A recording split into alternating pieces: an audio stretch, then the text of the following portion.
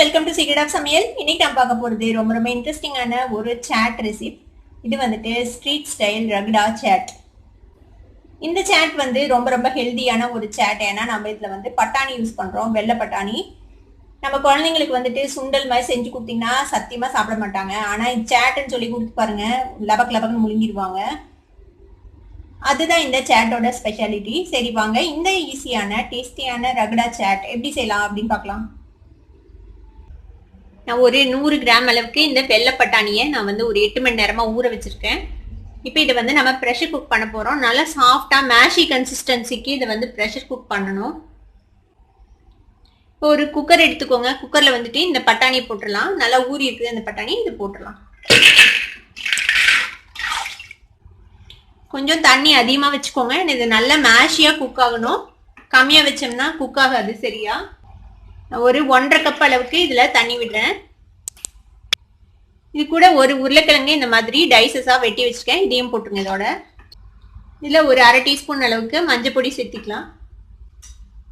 இப்போ இதை வந்து ப்ரெஷர் குக் பண்ணி போறோம் நம்ம. இது நல்லா மேஷியா குக் ஆகணும். நான் வந்து ஒரு 10 நிமிஷம் வேக வைக்க போறேன். இதை ஒரு விசில் வந்ததுக்கு அப்புறமேட்டு 10 மினிட்ஸ் வேக வைக்க போறேன், நல்லா மேஷியா குக் ஆகிற அளவுக்கு. இது வெந்ததுக்கு அப்புறம் என்ன பண்ணலான்னு பார்க்கலாம். பாருங்க, நான் வந்து ஒரு 10 நிமிஷம் வேக வச்சிருக்கேன். பாருங்க, நல்லா மேஷியா குக் ஆயிடுச்சு. இப்போ இந்த அளவுக்கு குக் ஆகணும், நல்லா மேஷ் ஆகிற அளவுக்கு குக் ஆகணும். இது இல்லைன்னா மொட்டையா இருக்கும், நல்லா இருக்காது. சுண்டலா இருந்துச்சுன்னா கொஞ்சம் லைட்டா மேஷ் ஆகி லேசா சுண்டலா இருக்கணும், அப்பதான் நல்லா இருக்கும் இந்த ரகடாக்கு. இதுல இன்னும் கொஞ்சம் தண்ணி ஊற்றி நான் மிக்ஸ் பண்ணி வச்சுக்கலாம். நல்லா கெட்டியா இருக்குது, இன்னும் நல்லா தண்ணி ஊற்றிக்கலாம். இதுல இந்த அளவுக்கு தண்ணி ஊற்றி வச்சுக்கோங்க. இப்போ இதை தாளிக்கணும். நம்ம இதை எப்படி தாளிக்கலாம்னு பார்க்கலாம். இப்போ கடாயில கொஞ்சமா எண்ணெய் விட்டுருக்கேன். எண்ணெய் சூடாயிடுச்சு. இப்போ ஒரு வெங்காயம் நல்லா நைஸா சாப் பண்ணி வச்சுருக்கேன். இப்போ வெங்காயத்தை போட்டுடலாம்.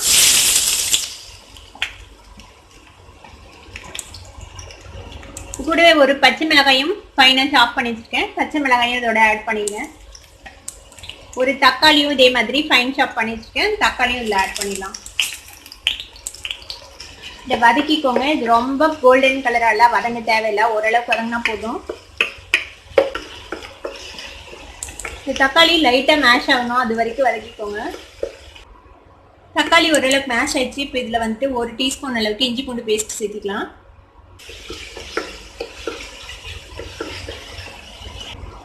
இப்போ இதுல நம்ம மசாலா பொடியெல்லாம் சேர்த்தணும். இதுல வந்து மல்லித்தூள் சேர்த்திக்கோங்க, ஒரு டீஸ்பூன் அளவுக்கு மல்லித்தூள். மிளகாய் பொடி ஒரு 1/2 டீஸ்பூன் சேர்த்திக்கலாம். கரம் மசாலா பொடி ஒரு 1/4 டீஸ்பூன். சீரகத்தூள் ஒரு 1/4 டீஸ்பூன் சேர்த்திக்கோங்க. மஞ்சள் பொடியை ஆல்ரெடி போட்டுட்டோம், நம்ம வேக வைக்கும் போதே போட்டுட்டோம், அதனால இப்போ மஞ்சள் பொடி சேர்த்து தேவையில்லை.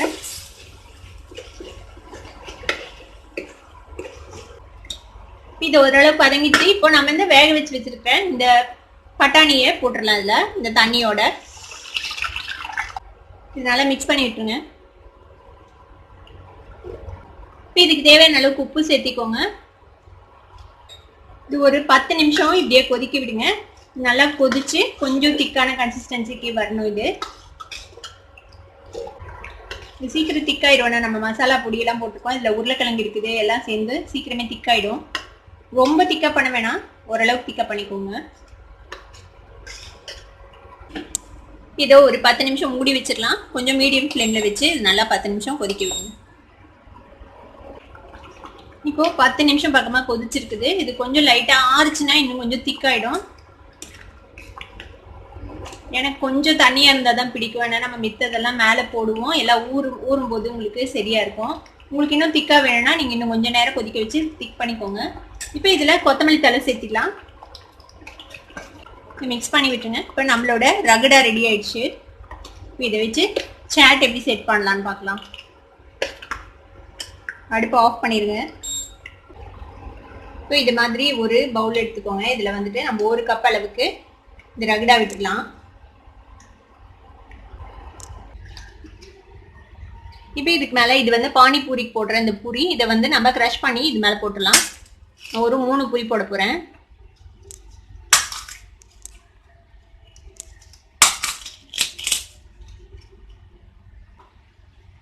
இப்போ இதுக்கு மேலே கொஞ்சமாக பச்சை வெங்காயம் போட்டுக்கோங்க. கொஞ்சமா தக்காளி சாப் பண்ணி வச்சிருக்கேன், தக்காளி போட்டுடலாம். அதனால கொஞ்சமா கேரட் துருவி வச்சிருக்கேன், இந்த கேரட்டும் சேர்த்திக்கலாம்.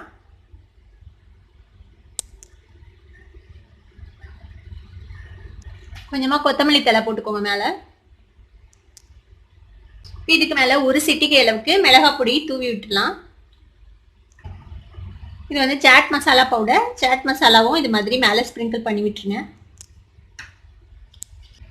கொஞ்சமா சீரகத்தூள் இது மேல கொஞ்சமா ஸ்ப்ரிங்கிள் பண்ணி விட்டுருங்க. இப்போ இதுக்கு மேல நம்ம தேவையான அளவுக்கு சேவ் போட்டுக்கலாம்.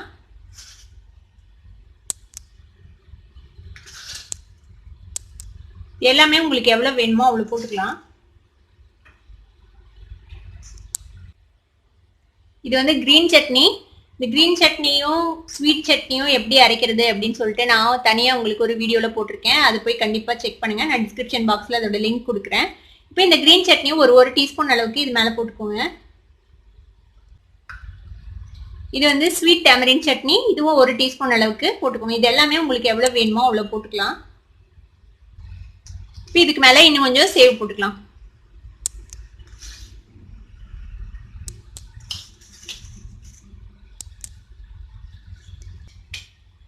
இப்போ ஒரு ஸ்பூன் போட்டு நீங்க பரிமாறினீங்கன்னா நம்மளோட ரகடா சாட் இப்போ ரெடி ஆயிடுச்சு.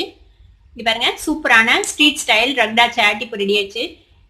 இந்த ரகடா சாட்டை உங்க வீட்லயும் ட்ரை பண்ணி பார்த்துட்டு எப்படி இருந்தது அப்படின்னு எனக்கு கமெண்ட்ஸ்ல ஃபீட்பேக் கொடுங்க. இந்த வீடியோ உங்களுக்கு பிடிச்சிருந்தா சப்ஸ்கிரைப் பண்ணுங்க, பக்கத்துல இருக்கிற பெல் ஐகானை கிளிக் பண்ணுங்க, அப்பதான் என்னோட நோட்டிபிகேஷன் உடனே உங்களுக்கு வந்து சேரும். லைக் பண்ணுங்க, ஷேர் பண்ணுங்க. தேங்க்யூ ஃபார் வாட்சிங் this video viewers. Bye by.